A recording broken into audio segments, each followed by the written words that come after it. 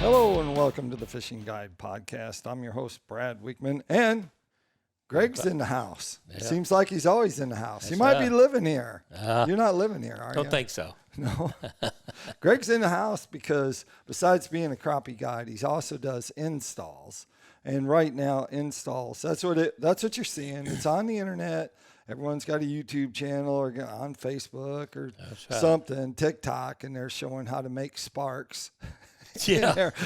Sparks inside their thing with their screwdrivers. So we thought we should have Greg in here and actually talk about how to do some installs. If you're getting a new boat or if you're getting your old boat redone. Updating it. Yeah, updating it, which a lot of people are now just from the cost of boats themselves, or they have a boat they like. Why put it in? But they got the new Garmin came out, the Ultra Map. And so I'm waiting on those to where I can order the new Ultra 2s. Ultra 2s, yep. So tell us what is the number one thing that you do when it comes to installs? What do you think the most is? It trolling motors or batteries or what is it? I do more of putting the transducer on the trolling motors than I do on the poles. I mean, there's a handful of people out there that the pole mount is for them. Right. It's not for me. I can't. I can't run a trolling motor with 1 foot, and if I have a electric turret or whatever it is they call it, and try to run that one with the other foot and cast and chew gum, and my coordination's not there. Hard enough catching the darn things without having to stand on your head and pat your tummy. But I mean, the most on the pole that I get, the most questions I get on an install of whether I need a pole or whether I want it on my trolling motor is everybody is so concerned about spot lock. And if you spot lock on a brush pile, right, and yes, you're gonna see it when you first spot lock, right, and yes, you're gonna lose it from time to time, but you know what that brush pile is. The brush pile has never left. right. So every just whenever 2 or it kind 3 of readjusts seconds, itself, that thing's gonna come back, and you're still gonna see your brush pile. right. One, you can tell whether or not the fish are still there or not. And, you can tell enough of what's going on. But my theory of the spot lock is when spot lock was designed and all, it's a great feature to have. I wouldn't want to do without it. Right. But I don't use spot lock for fishing. Now, bass guys, when they started with the spot lock, it became very popular for the bass guys because I have actually seen bass guys be fishing a rock pile 60, 80 feet from the boat. They spot lock and walk to the back of the boat and cast that crankbait or that swim jig or whatever and stand there and catch fish all day long. It is holding them in a 3 to 5 feet area for them to be able to get to their fish. Right. If you spot lock on a brush pile of crappie, and in most cases you're spot locking on somebody on a spot of fish that is 15 foot or less, 15 to 12 foot of water, right, you're going to eventually run all them fish out there with prop wars because that trolling motor is sitting here in the nest all the time, as you know. So I don't think, if you had it on a pole, yes, you could back off of it, I guess, a little bit and then keep your pole on there and watch it. But still your boat's moving, so you're still going to have to constantly move your pole a little bit. Yeah, and some of the poles are electronic, so exactly. Have you done any installs of the electronic ones? I've done a couple, and that's it. And I won't lie about it. The 2 electronic ones I put on, within 3 months, I was taking them off and putting it back on trolling motor. Yeah. The people didn't like it for crappie fishing. Now, some of the crappie guys and the bass guys, they're using the one on the trolling motor to hunt with, Right. to look, and then they'll use the one on the pole. Sometimes, once they get it up to a certain point, or if there's two anglers, fishing. But now a lot of the crappie guys is gone, even on the tournament. The second guy's standing behind the other one with a net and ready instead of both of them fishing. In the beginning, they'd have both, so one could fish with this one and one could fish with this one. Dan Delamere, I think, he had two. Does that with his. His wife watches one live scope. Right. And he watches the other one. It'd be my luck if my wife was seeing one over here, she's hollering at me to get her over there a little closer. Heck with yours, So I don't know how that works. Beatdown has one of those poles, and there's some other companies. Got them. Cornfield Crappie probably has one. Cornfield Crappie's got a mechanical one and electronic. a hand one, electronic. Sea Light has one. Shut Up and Fish has one. But theirs are both hands. Talking about the connection like that, have you put some crappie brakes? And actually, they're now calling them bass. I have not. And they're actually calling them bass brakes now, too. Yeah, some of the bass guys. A little late to the party, but I guess you can name them. Exactly. Even though I wrote an article. I have not actually installed any. I've kind of, I had a couple of people call me and was asking me what their thoughts was of putting it on, whether to put it on their cranking battery or buy a separate battery. Right. Of course, if you put it on your cranking battery, I think as long as you got a lithium, you're okay to be able to have it on there with all your other stuff. But then one guy has a separate lithium battery for his electronics. Right. So he installed his brakes to that. Right. Because you're not on it a lot. I mean, you're just on it enough to stop the boat. That's right. And hold you, and then you're back off of it. A lot of people are just thinking, well, if I turn them on, I'm going to run my battery down. And you can also get, like in my situation on my boat, I've went to 36-volt batteries.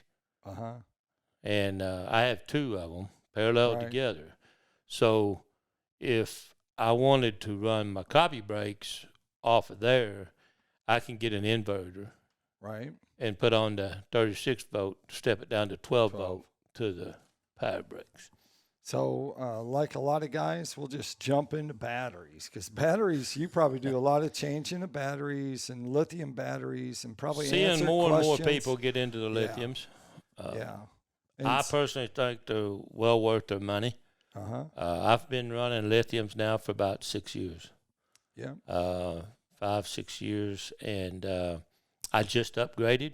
I was running 12 volts. I was running 3 12 volts for the tow motor, and then I was running 100 amp hour for my electronics and my cranking battery. Right. Then I was able to upgrade just a couple 3 months ago, and I am now running 2 36-volt parallel together, 60 amp hours. So I got 120 amp hours of service. Right. And then I got 135 amp hour cranking battery for all my electronics. And if I did go to crappie brakes, I just put my crappie brakes on my cranking battery. Right. 36, very popular now. You have Miller Tech. That's the batteries that you're running. And then also what is good about Militech's deal, they have come up with a charger now. Yeah. Where 6 months ago, if I'd have done this, I'd have had to have a 36-volt charger. Right. And a 12-volt charger. So now they have a charger that one bank goes to 36-volt. Yeah. And one bank goes to the 12-volt. Same way with the 24-volt system. They got a charger that'll do both. So that was really nice. It took a lot of, it took one battery out of my boat. Right. But the charger is this one's smaller than what I had for the 4 bank. So what did that retail? What's the retail on that bank charger? I think if you get what I've got, the Charger, all together. Yeah, I was just thinking the Charger. the Charger alone is $3 something, right at $3 something? $400. Yeah. So it's not a whole lot. Usually higher it's than like every bank's $100. exactly. So yeah, you this can- one is, with it being a 36 volt on one side and the other, it's just under $400 if I remember right. A package deal like I have with the 60 amp hours, you're looking at right at $4,000 right. for the Charger. That would get you your two 36 volt batteries, Right. your 135 amp cranking battery, and that also gets you a set of parallel leads Right. to parallel your other one and your Charger for that. Wow. Or if you want to go to a 50 amp hour and 100 amp hour cranking, you can get that system for $3,020. Wow. And then you can send you a link, Right. and you can get 10% off of that. So does the lithium batteries you have, does that have the Bluetooth? Yes, these Bluetooth to your phone, Right. and also these have a 10-year full replacement warranty, Yeah. and which is really nice. That's right. Really nice. 10 years, long time. Yes, sir. So let's talk about installs. When you go and do an install, are you doing it at their house or are you doing it? I am doing them at in your my shop? house now. I was doing it kind of mobile, Right. and I was able to build onto my shop last fall, and so I'm doing them at my house. So inside. Mm-hmm. Well, that's nice. Yep. You Nice bring for the boat you. to me. Nice for the boat owner. Yeah. Yeah. Most of the boats that you have coming in, are they old boats or are they new boats? It varies, but I don't get Really? a lot of new ones. No. Very rarely do I get a brand new one, because the brand new ones, they get the dealers got in their pricing to rig Right. it how they want it. But it seems like up front, once you get that mount and you start building on from there, that's when you start getting multiple units. Yeah. We talked about multiple units on boats earlier Well, today. the but- most frustrating thing on me is, especially if somebody bought a base model boat, say you Right. went to Bass Track or Nitro, Uh-huh. and it comes with 2 graphs already on it, and blah blah blah blah blah, and you get this package deal, but yet you want to change things. The most frustrating thing to me is they've flush mounted them. Uh-huh. So now they want to get rid of a flush mount Right. and add 2 graphs up front. So we either leave that in there and keep the hole, or Right. we gotta call and get because Plate I mean, you made. got a brand new boat, you want the nitro plate that Yeah. says on there. So then you gotta get a new plate and order it in and have that put in. Typically, most guys are putting 2 units up front. 2 on up front, a and a lot of them are just doing the one in the back. Yeah. But they may leave their flush mount on the back and put a side mount, Uh-huh. with whether it be Lowrance, Garmin, or whatever. But most everybody's going with 2 up front. 2 up front. Is there any other trends that are happening with your thing? I do know that you powered mine from the battery up to the console. Yes. So that was something you did. You do that with other boats then when you start? Yes, I Explain do that. not run anybody's through the power of the boat. Uh-huh. The only thing I would add to the wirings that's already there is, like say, you're putting, 2 up front, Right.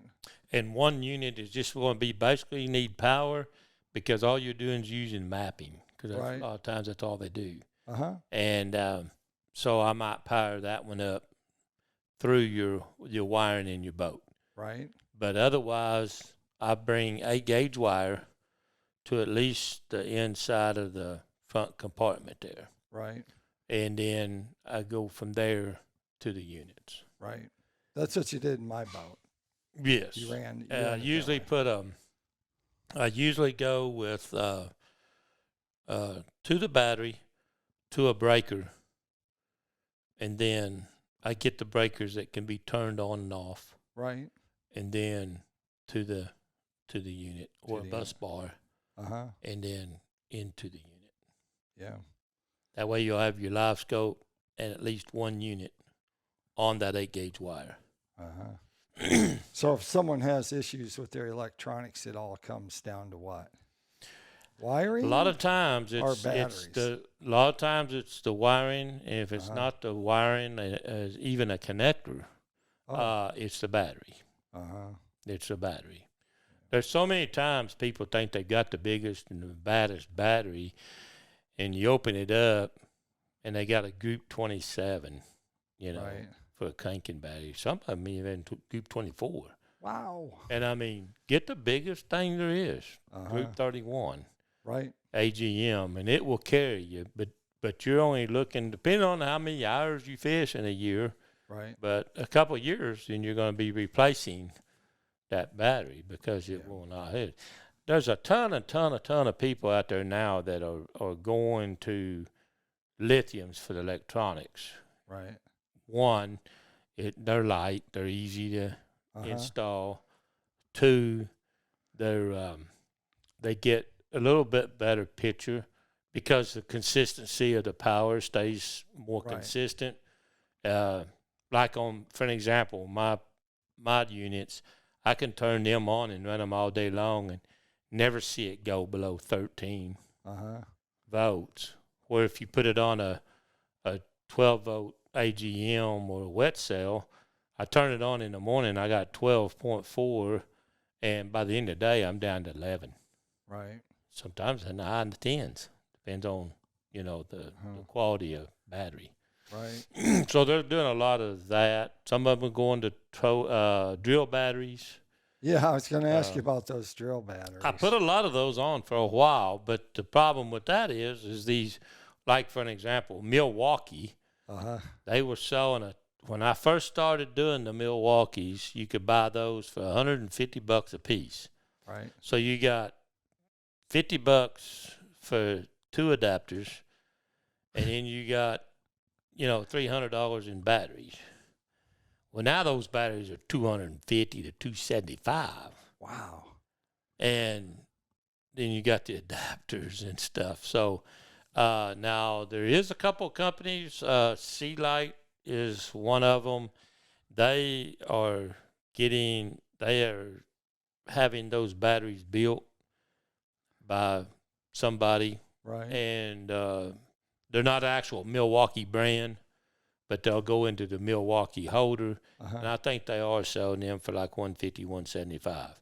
But I don't know how well they're holding up. I do know Milwaukee has a 5-year warranty. Right. 5 or 6 year warranty on their battery. So therefore, if it's going to spend $500 for Just 2 might as well get a batteries, regular might as well battery. buy a 100 amp hour lithium battery. There you go. And we're getting a lot of those doing that. All right. Well, that takes us to Tackle Time. Tackle Time sponsored by PICO Lures. PICO Lures has a complete line of hard and soft baits. Of course, it's walleye fishing time. It always walleye fishing time. And any way you want to catch them on hard or soft baits, you can find it there at PICO Lures. Of course, they catch everything else in there. So check them out at picolures.com. Greg, if they want to do an install, they got questions on installs. If they got questions about batteries, Sure. Your availability to install, where would they go? You can do Facebook, private message me, or you can call me or text me at 479-601-1683.